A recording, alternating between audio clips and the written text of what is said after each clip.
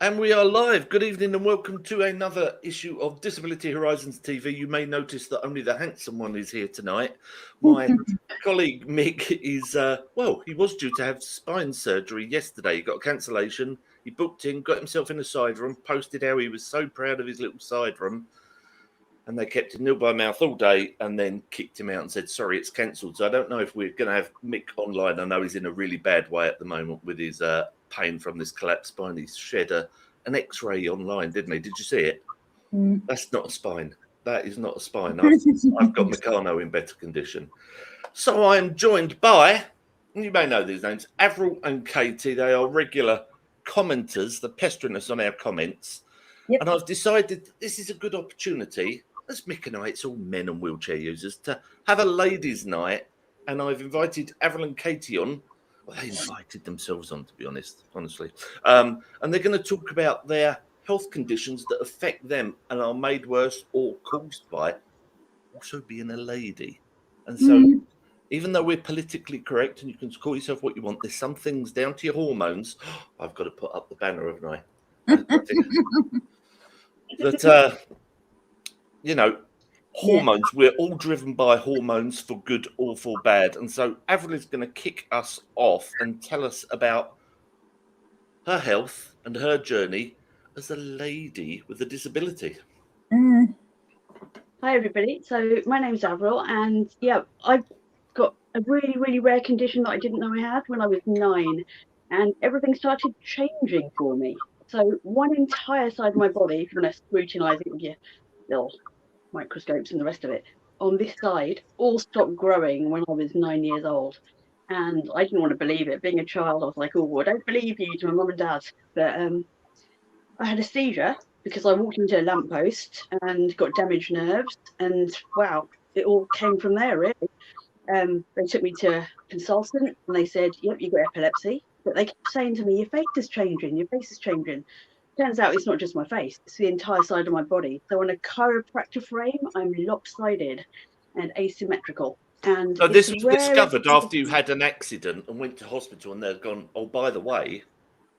No, it wasn't discovered that quickly. So the epilepsy was, because I had a seizure within days, literally, like the next day. But then that was easier to diagnose. But my epilepsy consultant then said, yeah, you're right, to my parents. There is something not right. And they referred me to the Queen Victoria Hospital in East Grinstead, which was the old specialist burners unit during the war for maxillofacial surgery. And I had a number of consultants there, about 3. One of them was old school. He wanted to butcher me up and slice a bit of my breast here and stick it in my cheek with a big old scar down it like a pirate. I was like, oh, I'm not having that. Can you imagine a teenage girl going through that kind of suggestion? Sorry, a bit of your breast in your face. He wanted to slice a big chunk of this. And okay. Well, no, so what's your syndrome called? What is it? It's Parry-Romberg syndrome, or Parry-Romberg's disease, it was also known as. Right. And it's on Wikipedia, recognised by Nord. But the thing with it, it's got different symptoms, and epilepsy turns out to be one of those symptoms. Other symptoms of it, so I've got 3 worn vertebrae that cause chronic thoracic pain, turn my upper back, just sort of above and below the bra strap, and 1 lower down, which make it really hard to do the job I do. But benefits assessors don't see that. They say, you've got 2 legs, you can walk, you can do your job. And you're sort of scraped by like a normal person with no level playing field. So is the epilepsy caused by, with the growth, sorry, I've got so many questions. Obviously, your skull has grown differently. Is this one of the reasons there's epilepsy? It is. It's all different like that, look at it. Yeah. So the whole bone is smaller at this side, the nose cartilage, the lip, the eyes sort of shorter, wider, more sunken in. You don't always see it when you look at someone face on, but if you see me from other angles, you can certainly see it. But yeah, so it's literally something I've had to grow with. And when my parents first said it, as I said, I didn't want to believe it, but I soon had to accept it. Walking up and down the stairs every day with those horrid school photos of me, and I was like, oh no, look at my sister, she's nice and symmetrical, and my brother, but look at me. Oh, yeah, school's hard anyway, isn't it, for anybody? So with a disability. For an all-girl secondary, where all these women are doing the makeup and the rest of it, and I grew up in a strict Catholic family, wasn't even allowed makeup at first. So first makeup I got was ghastly from an Avon lady auntie. Anyway, and there wasn't allowed magazines. I didn't know how to apply it. I learned from a little sister who had a friend who had an older sister. But anyway, so other things that happened later on in life. So I went to the hospital. The consultant referred me to Queen Victoria. 2 years later, when I was 11, he finally found a diagnosis. He got this massive old book. It was like something out of Harry Potter. Yeah. Great big leather-bound green thing, really thick, about 2-3 inches thick. And he patted it like this in front of me and my parents, and all this dust flew out of it in like beige gold cloud. And he said, I found it in here in a library, because the internet didn't exist back then. No, of course. And yeah, and he did 2 years of research to find it. And he said, it's called Perry-Romberg syndrome, and this is it here. And then my dad and mum tried to do a bit of research through relatives that were in the field of medicine and didn't find too much else. So it's only later in life, when I did have internet and I'd moved to London, after years of different operations to try and correct the evenness of my appearance, which all failed, ended up with me having 2 gaps in my teeth here. We'll come into teeth later. But I read a study while I was off sick long term called the Romberg's Connection in 2009. And they had a study that had only about 3,000 people globally opting to take part, because there's only that many people with Perry-Romberg. Wow. From them, yeah, it's very rare, recognised by NORD as that. But literally, the study showed that 10% of people with it have epilepsy, 5% had spinal problems, and 5% had muscle spasms. And I was really interested in that, because it was in my sort of early to mid 20s, 23 to 25, that I started getting back problems at work and muscle spasms in this jaw here. And it's because all the muscles shrinking. And so I have to have that spasm paralysed by my epilepsy consultant every 3 to 5 months. And it's Botox, but not because I want it. I need it. And it's pretty. Remember that Joanna Lumley sketch in Ab Fab, which is like, oh, the bag's falling out of the mouth like that. It literally paralyses it. So you lose the facial expression at one side. But on the bright side for me, it means I stop biting the inside of my cheek and tongue hair randomly. And when you're in customer service like me, that's really painful, and you just want to be effing and blinding when it happens. And I can't be doing that. So it is a lifesaver. But yeah, so that's a little bit about me. But my hormones are affected because of the epilepsy, which is a symptom of it. And for me, I work for Holland & Barrett, and I understand about, That's right, yeah. hormones. And I give lots of advice as a menopause ambassador. Yep, you've helped me, didn't you? You advised me for my wife with some stuff for the menopause. And all the things that I advise women that they come back and thank me for, I can't give myself, because with epilepsy medications, there's contraindications. So sage, which helps with sweats and flushes, and evening primrose oil, starflower oil, which is also known as borage, another herb all the chefy folks use on salads and food. They can't be used. Same with sea buckthorn, which is omega-7, because it contains. Oh, I love sea buckthorn. I use all these in my beard in oils. I know these names, but not for health reasons. Well, if I had a beard, I could probably use it in that, but I can't ingest it. Can't ingest it. So does this affect your organs? So would one lung be slightly smaller? Or is it just... They haven't told me on an X-ray about that, but I know on the outside I am. So my ex said to me, it is definitely your whole one side of your body. So yeah. It said it was first discovered in 1825. So, I mean, that's something to back then, isn't it? I mean, blimey, 200 years. So today, most GPs wouldn't have heard of it. Most paramedics wouldn't have heard of it. So if I had to go in for an emergency op or something, and it was a factor. But I've got severe asthma too, and that doesn't help, because I need a back brace because of the chronic pain to do my job. Right. But then if I've got a back brace on, my lungs can't expand. And when I was younger, I swam with a club.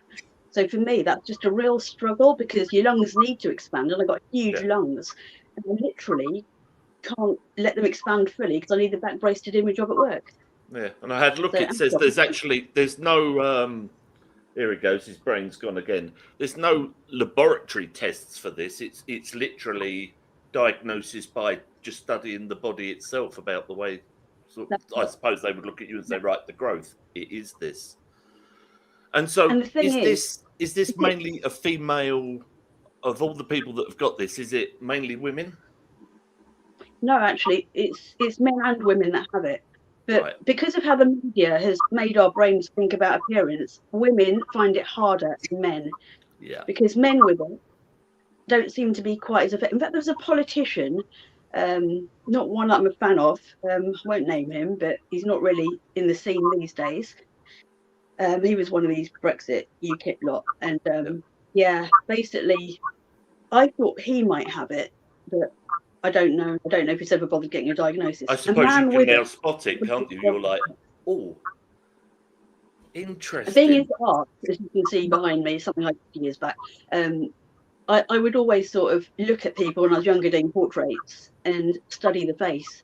And most people have one side of their face that's bigger than the other. And you know how we read from left to right? Normally, when you see someone, this side is the side you see first, and then you read along that way. But then for most people, when you looked at them, that would be the bigger side and that would be the smaller side. But for me, it's always the other way around. And Yeah, of course, I they was a force very it into us, don't they? The more yeah, beautiful people are the more symmetrical people, is what they say. But we're all, I mean, it's quite amazing if you take and flip your face on a photo app, which I've done, you just don't look the same. Even if you're on a mirrored appearance, you look so different, don't you? But yeah, I could do it on a Zoom. I could do it on this if I wanted to and be back to front for everybody. And probably a little more focused. yeah, and like we're saying, obviously the issues around female hormones and the issues that women face, as I said, I think us men have it quite easy because we avoid a lot of the issues that women have. Of course we do. You know, can't help, menstruation affects your hormones, so your hormones surge. And obviously you're still too young, I take it, to go through the menopause yet. But Well, actually, I'm getting there. you're getting And there. You're getting hot flushes, are you, Avril? well, no, but I've got other symptoms. Because I'm a Right. menopause ambassador, I know that I'm perimenopausal. And Right. I'm dreading sweats and flushes because I can't have the sage and I can't have things with the hormone balancing. The ones I just mentioned, evening primrose, buckthorn, and starflower. And Yeah, there's other Donna's things. like sleeping next to a hot water bottle, my wife. She's red hot and she takes that an all-in-one, is it? I can't remember the name of it. All-in-one, quite a Menopause or something like that. Oh yeah. There's Yes, menopause, there's her, there's a variety. and that's really But yeah, helped her. She turned into my what wife's the most calmest, gentle, loving person, and she changed. I thought we were over it. I thought, honestly, there's something wrong in the relationship here, and I started worrying. Oh my god! And it's the menopause. Horrible. I tell you what, I wouldn't be a woman for all the money in the world. well, I wish I was a man for that reason. I wouldn't have all these problems. So, but we do they it. screwed up my surgery, and I ended up with a big gap here. They took out 2 teeth. I mean, I had something called a Lafore osteotomy done when I was 11. They decided that one side of my face, this side here, had stopped growing enough to try and make it even in appearance with surgery. And they did all sorts of things, but it was causing cancer in America, and another thing was causing cancer in America, and I had to keep stopping them. And then they ended up saying, right, we're going to put some implants in there. Your teeth are getting loose, because years later, when I was moved to London after university, they said to me, yeah, your hip bone is disintegrated. We need to sort of replace that with artificial bone, because they took a chunk of my hip and they put it in here, which is part of the Lafore one. Lafore was a French scientist who used to, well, you can probably Google this. So he's got a Lafore 1, 2, 3, 4. So he used to throw cannonballs out of his window onto skulls to work out how they fractured cleanly. And he worked out how to do these osteotomies. And it's cutting the roof of your mouth back vertically, lowering one side. And they put the hip bone in there and sewed it up again. I had great big things sealing my mouth up for a month over Christmas one year. It was no fun, I can tell you. Anyway, I've talked enough. We can talk about more stuff to do with hormones and the menopause in a bit. We can, yeah. We want to talk more about general age. So, also with us, we've got Katie. And Katie again. I mean, we're all falling apart, all of us. Yeah. Katie, so do you want to tell us a brief history of, if that's possible, we've talked about brief histories, haven't we? Yeah. Of what's happened, your medical history. My medical history is quite complex. Right. Because when I was born, I had a lot of problems with a hole in my heart, and I had a hole in my heart as a child, and then I was born with a load of problems to do with cerebral palsy, and because my bones were floppy, and I also had something wrong with my pituitary gland. The pituitary gland, if you don't know it, controls everything in your head and controls everything in your development. So my complex disability all started from my pituitary gland suffering as a result of birth. So because it suffered, I had a load of problems with growing and growth, and also my development in myself. And one side of me didn't work, and yeah, so it wasn't really nice, really. So then what happened is at 20 years old, I found out I had something called hypogonadism, which is to do with your pelvic, to do with everything in your pelvis as a woman didn't develop properly.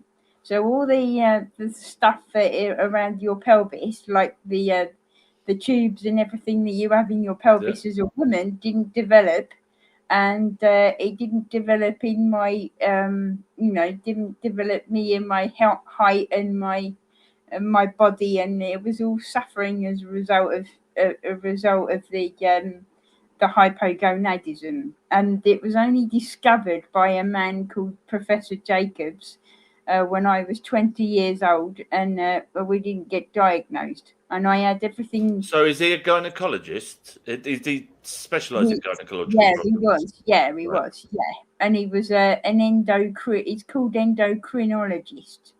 So endocrinology. So I go to UCH all the time and have tests and whatever and bone scans done, and they put me inside this machine, and I have to go underneath this robotic arm and then see how I'm doing each month. And I take Femoston, which is the HRT pill. Right. I've been taking estrogen ever since I was a little child, from 20 years upwards. And Is that because the estrogen is controlled by the pituitary gland as well? Yes, yeah, yeah. So one side, and it also, because I have bad hormones, it can affect me as a person as well. Can I just say, as a married man, I think all women have got bad hormones. You have to be very careful. Yeah. And we're often not careful. To be honest, it can also it has affected me as a person, because I wouldn't have known what it is to be a woman without all my disabilities, and without the hypogonadism and whatever, because. And then So does this affect your reproductive organs? It does.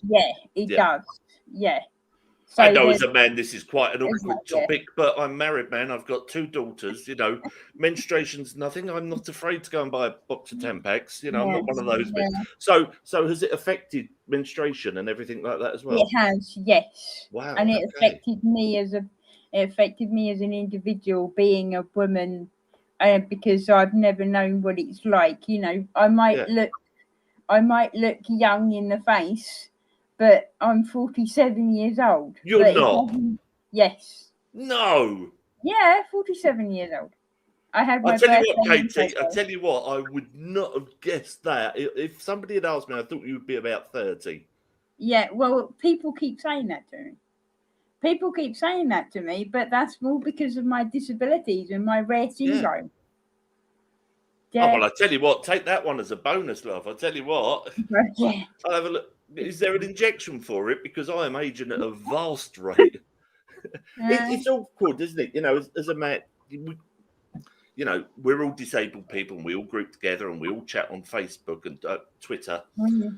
But we're also very different. And, for a man to understand, we spoke before, women have to go through cervical smears, as young girls. I haven't had those. No, I haven't had those because I can't have them because of my disability. My disability won't let me, and also they didn't think it was. They didn't think that I would be able to handle it, so that's what the doctors said. Well, I don't think it's nice for anyone, Katie. From what I've heard, it's not the most pleasant of experiences. what's worse, Zach, is if you grew up watching that Ben Elton sketch about it. There's a lot of women my age that watched that, and they I got haven't put seen off it. having their first ever smear test. It was in his Man from Auntie series, and I sat there watching it, crossing my legs, while my mum was sat behind me, laughing her head off, and I was thinking, what's so funny? It sounds awful. But he'd Yeah. obviously done a lot of research into it, and a lot of girls in I school were haven't like, seen oh, that. God, did you see that? Of Oh, course. it's So, amazing. what was it? It was Jade Goody who really, what Yeah. happened to her really put Yeah. cervical. But apparently, again, it's all falling behind. But from a certain age, my daughters have had the jabs at school for cervical cancer. I don't know what the rates are, but that's just amazing, isn't it? They're still going to have cervical smears, and they're going to have because there's breast cancer.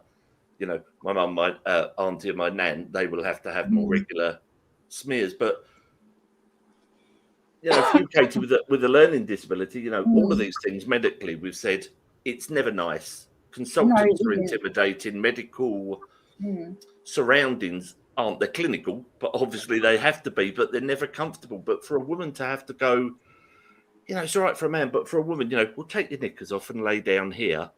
And do you know what I mean? And we'll just stick your boob in here, and we're going to squash it and take a picture.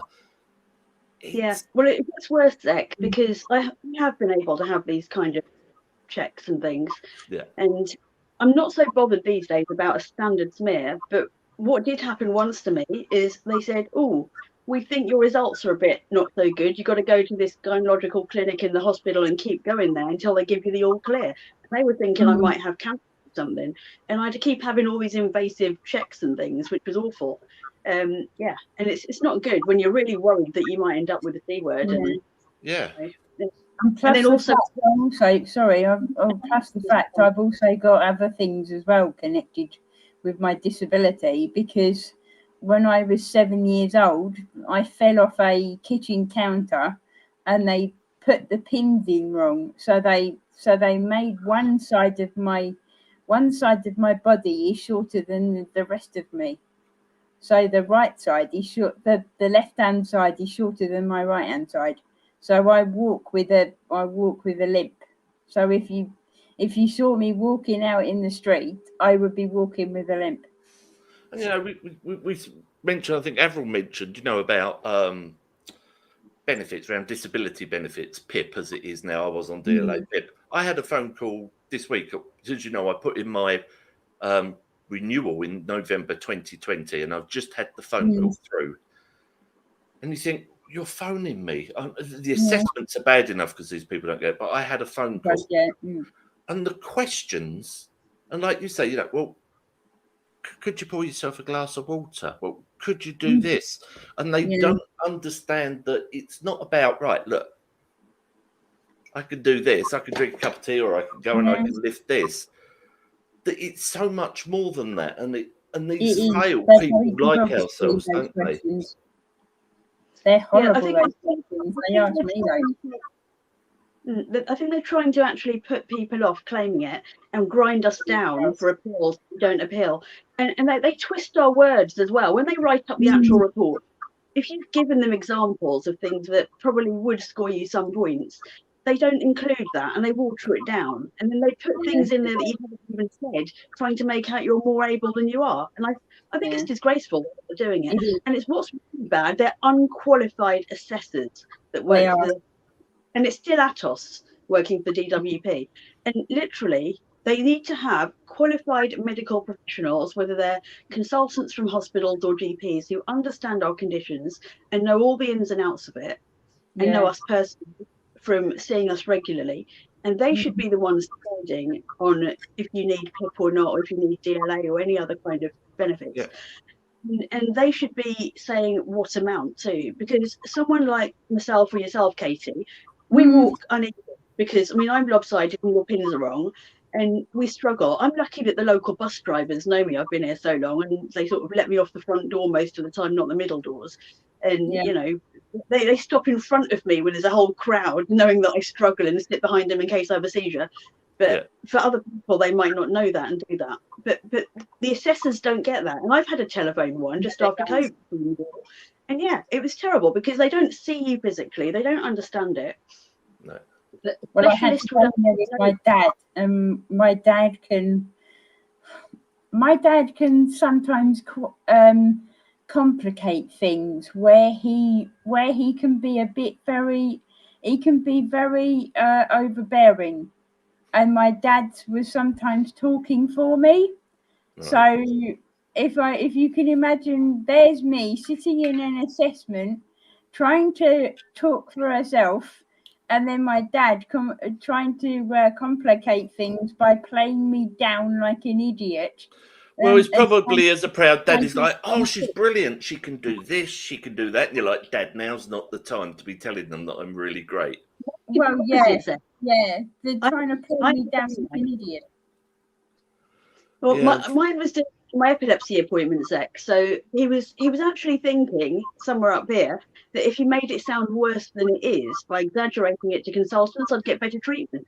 But it doesn't work that way, because there's 45 to 60 different types of epilepsy, and they need to find the right one to find the right medication for you. And even then, with me, they haven't got the right combination yet. And by giving them the wrong idea of what the symptoms are, and so I said to them one day, I was probably still in secondary school, I said, can I come to these on my own? And the consultant said yes. And my dad looked really horrified. But there's a reason I said that. That's because I wanted to make sure the consultant knew what it was like when I had a seizure, and not my dad exaggerating things, thinking I'd get better treatment, and I ended up getting the wrong stuff. So I'd say, I worked as a firefighter. I did advanced first aid training. I trained to do all this stuff. Epilepsy is scary. I don't know what it's like to have a seizure myself. I've had, not during work, but out in public, come across a couple of people who have seizures. People walking away from them. I'm like, hey, what's going on? They're like, oh, yeah. It's like, it's scary to observe. So I can't imagine having that. The first one I saw was a friend of mine. I think I was about 16, 17, who just fell in front of me and started seizing. And it's hard to explain.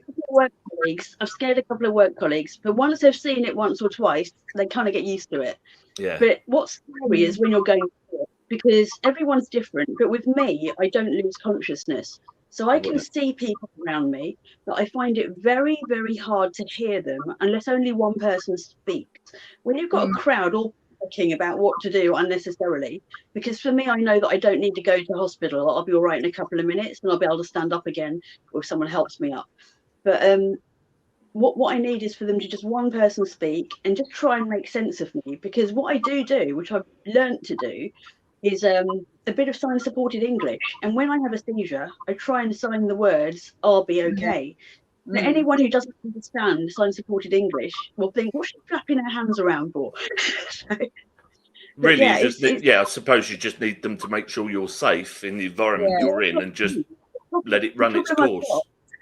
The problem I've got, Zach, is during that seizure, I can't speak. What happens is I feel a numbness coming around when I get an aura that's going to come on. And that numbness makes my whole mouth and tongue go paralysed, so I can't speak. My fingers struggle. I can just about hold a tissue or pull a sleeve over my arm to dribble in a bit, because I do dribble a bit during a seizure. And then, straight after that, I'm back to what I'm doing. But I do fall down if I don't sit down, and my upper body will rock to and fro like this. And I had to learn different coping mechanisms. Like when I did bar work, I didn't want to have my head banging against a chiller cabinet behind me. No. So I had to make sure in that 10 seconds, I sat myself lengthways, bent my knees, with my arse on the floor, knees bent, and my arms around my, holding my shins, if you like. Just lovely. No one wants to sit on a bar floor. Those places are not hygienic. No, they're not. No. Normally the stickiest places. Yep. Old jeans covered in beer at the end of it. But yeah, I've always said, people say, oh, it's awful what's going on with you. I say, look, I'm okay because, I've got pain and I've got that. But I consider myself, I'm not, but medically okay. I'm not having seizures. I haven't got cancer. I haven't got. Yeah. Do you know what I mean? It's pain and it's orthopedic issues. Yeah, I can resonate with that as well, because I have that with me where sometimes because of my walking, I have trouble standing, and then I would fall. I've had quite a few falls where people come up to me and it's like, oh God, do you need any help? And I just say no, and then I get up within about 5 seconds of falling. And then they come up to me and say, would you need help? But I'm fine. you know, it's thank you very much, but yeah, I can get up myself. Yeah. I had a horrible experience once where I was just praising a bus driver a minute ago, but here's one where they did it all wrong.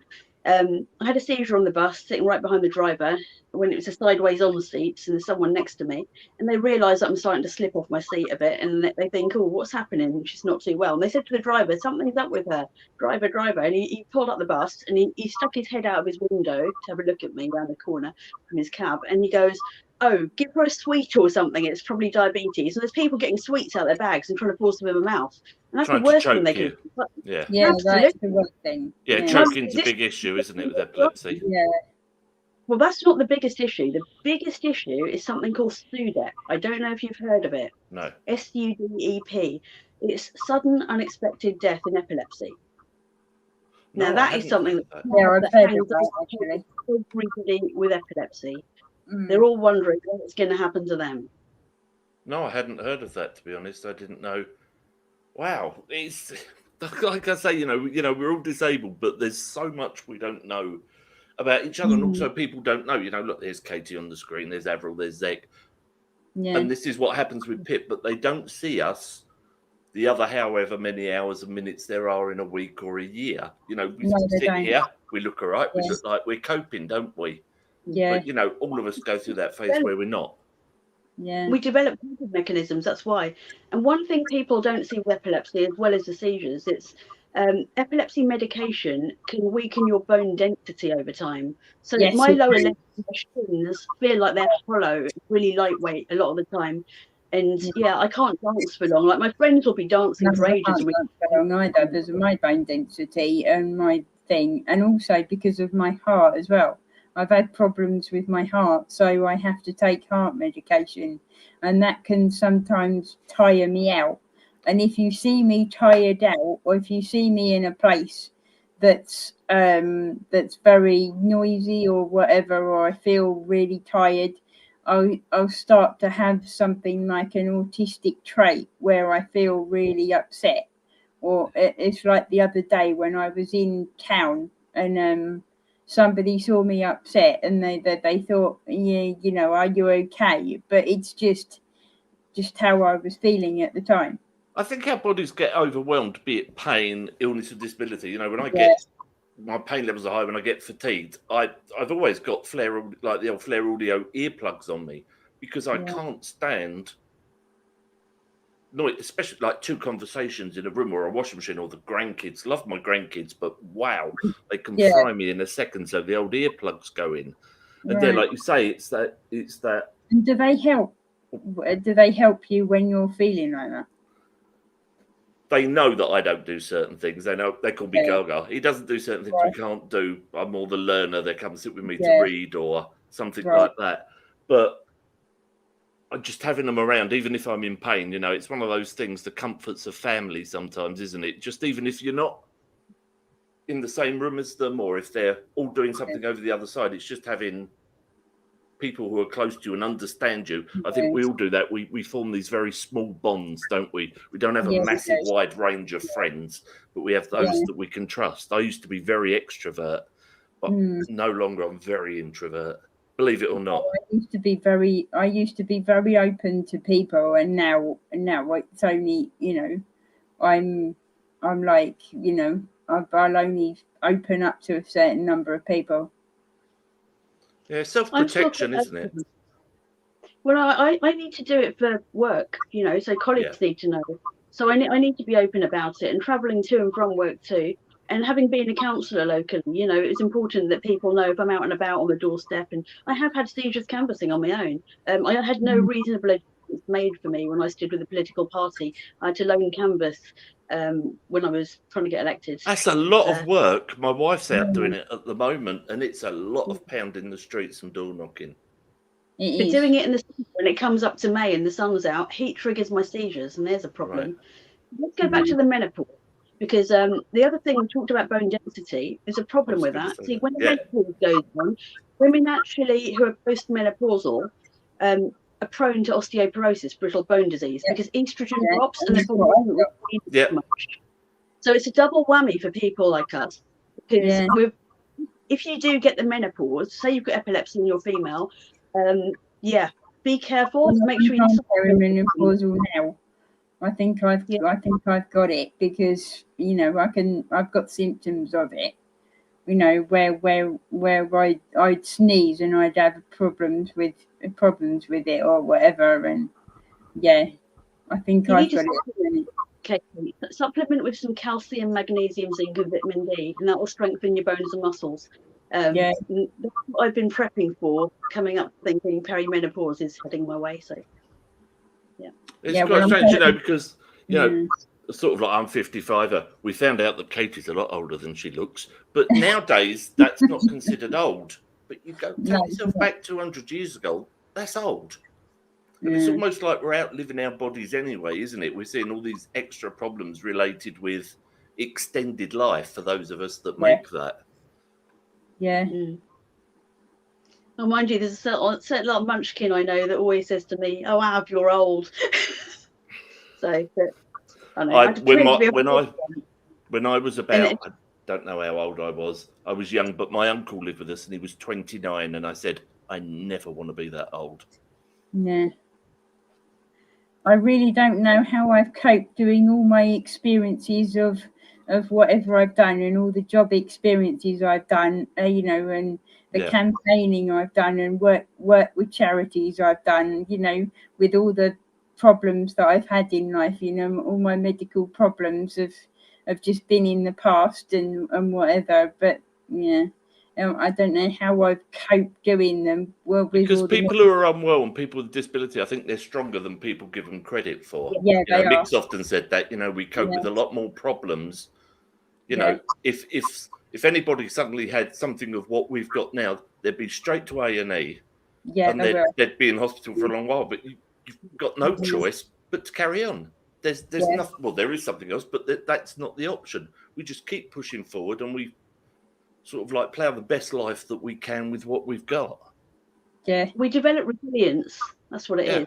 And because we struggled and we see other people struggle with similar conditions, we empathise more and we want to do more, and we push ourselves and drive ourselves to do more for other charities and other disabled people. And it's because we've got that understanding that others don't have. Yeah, and that passion to make that difference. Yeah, I've worked with organisations like that, like Alfie in London, and what else? I've never heard of that. What's Alfie, Katie? I haven't heard of Alfie. It was Alliance for Inclusive Education. I was I was an assistant, and I was helping to. Well, one of the things that I did was change the law around apprenticeships, where disabled learners didn't need 5 GCSEs, and it was me and two other people that I was working with at a organisation in Stevenage called Hearts Pass, and we changed the law around apprenticeships. Lord Young came to talk about our stories, and he went into Parliament that very afternoon and said, can we change the law? And then we changed the law basically. I think they do miss out. My uncle was an aircraft engineer, still is, and a flight engineer, and he always said it's not about what you know, it's how you approach things and the way you think. So I've been brought up with that sort of brain where no, I may not know how to fix this or fix that, but I can understand how it works and get the job done. I've got no formal qualifications, and there's a lot of people out there, especially people on the autistic spectrum, that would be so good at certain jobs. Because they've got that focus and that brain to figure these things out. Yeah, that's what I do at the Hippodrome. When I work at the Hippodrome. Sorry. When I changed some law as well. When I was a councillor, I was independent at the time, the only independent councillor in Richmond Council, and I put forward a policy motion that I thought of that brought about equity for disabled people and full-time carers, because there was some discrimination going on where crediting people with points who went out to do work elsewhere and who did voluntary work elsewhere. But when you're a full-time carer and you're caring for someone who's a family member 24/7, it's like a full-time job that's unpaid properly. You're not properly paid, but you weren't getting those qualifying points for social housing to climb up the bands. And if you don't get that, you don't get adequate housing for a turning space, for a hoist and the rest of it, you know. And you might need a different accommodation to what you're in. And this is London where we are. It's crowded. And it's really long waits on the list. And there's people who haven't got disabilities that are going out to work and doing voluntary work, and they're getting extra points awarded to them. And people who are full-time carers of a disabled relative weren't getting that. So what I did was put that motion forward, speak to it, and that would have been made policy last year in 2022. So yeah, it got through. It got seconded by someone in the administration. A Tory who's the opposition at the time wanted to second it, and they all voted for it, to my surprise. And yeah, it's a bit of a legacy behind that I'm pretty proud of. I think carers do more than a full-time job. I think it's harder being a carer than the person cared for. I really do. It takes a special person. Yeah, I tell you what, I've learned so much tonight. There's things that as I say, you think we all chat a lot, but those extra problems, and I still can't believe Kate is as old as she says she is. well, you haven't even guessed my age yet, Dex. So I've been brought up not to ask a woman's age. It's one of the taboo subjects. Keep it a mystery, because I've always seen myself as dying since I was diagnosed with Harry Romberg's and knew what it meant. Lots of the things that I paint as an artist reflect that in my photography as well. And it's looking at life, death, and the transition in between, because I see one whole side of my body as having been starting to die early from the time, because all the tissues disintegrating into nowhere, same with the muscle. So I see that as on my way from the cradle to the grave, younger than my age. So is it life limiting, Avril? It's progressive, and I don't know whether it's going to speed up further or more symptoms will come about at any time. It's just watch it and see. But this whole side stopped growing, so it's smaller when I was 9. But while it's stopped growing and all the jawbone is smaller and the nose cartilage is smaller and the rest of it, it's not regenerating. No, and it's shrinking. So this used to be the bigger side of my face when I was younger, and now it's a small side. So at one point it's going to be like skin on bone. So I've even started that. When you say stop growing, you think, well, it just freezes in time. But of course, when we grow, we regenerate. And well, we're all not the person we were when we were younger. We've totally regenerated. Not as well as we did, but mine's disintegrating. It's wasting. Wow. So it's just going to get thinner and thinner.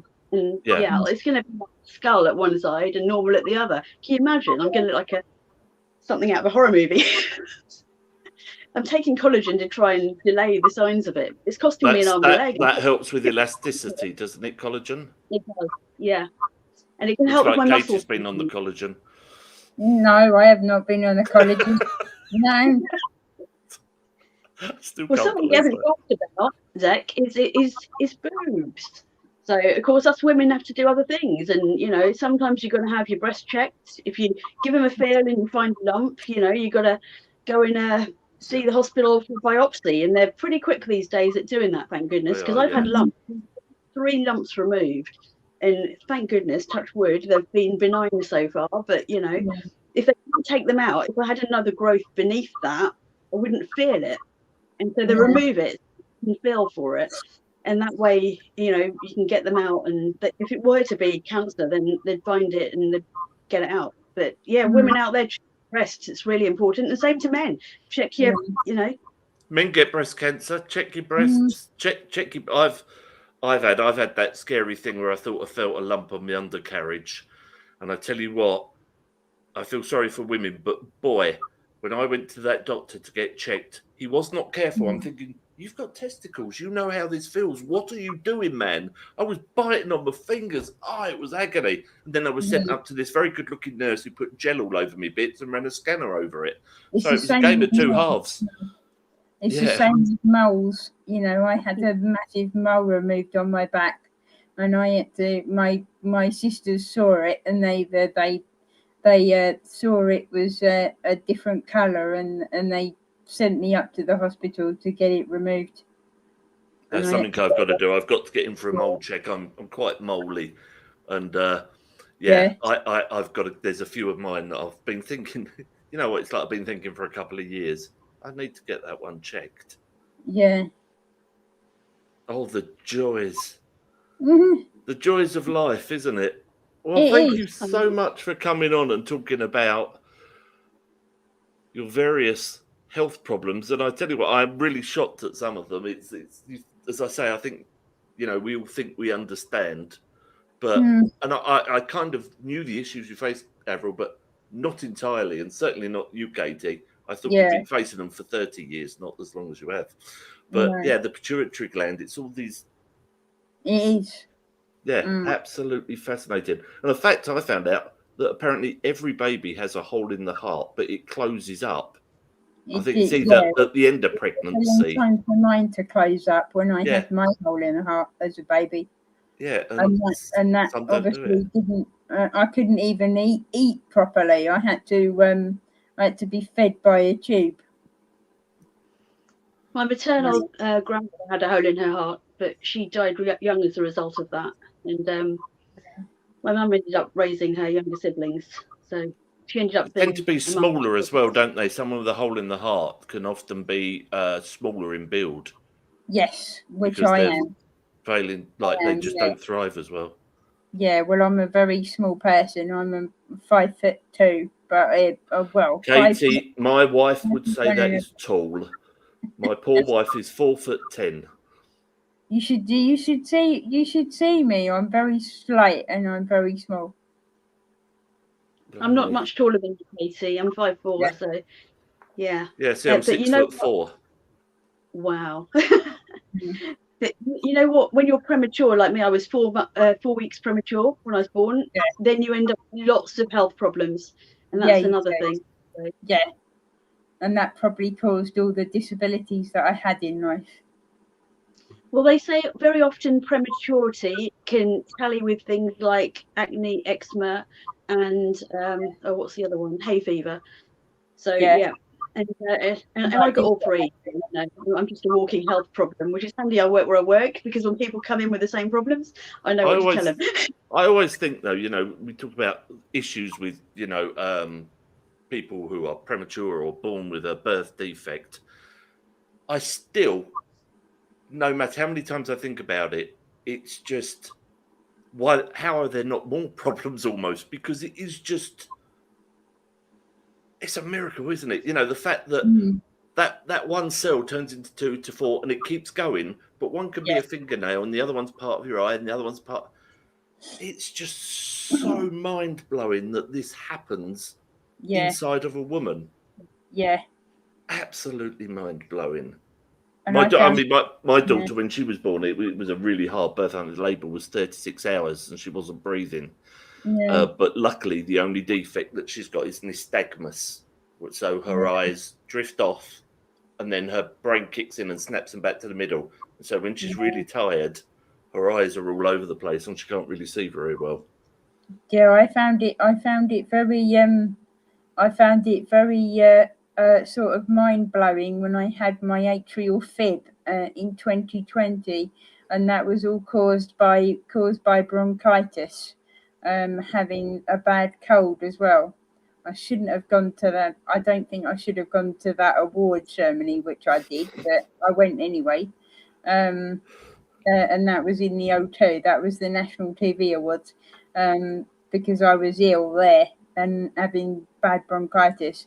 But I don't know how I survived with that and having atrial fib and a collapsed lung. I really don't know how I survived, but I did. You did, and you did for a reason, Katie. You did for a reason. I'm now taking medication for it. Oh, the medication just piles up the older we get, doesn't it? They keep adding more and more to us. Thank you so much for joining us tonight. As I say, Mick, I don't think he's watching. Otherwise, he'd have commented. I know what's Mick like because you can't stop him. But, you know, hopefully he will be back with us in a fortnight. And we missed last week, and that's because I I have an activity I do every other week on a weekend, and I like DHTV to be opposite, and it swaps round because I have the pace. But we will see you again in a fortnight, and I expect we'll have Avril and Katie back on some other time.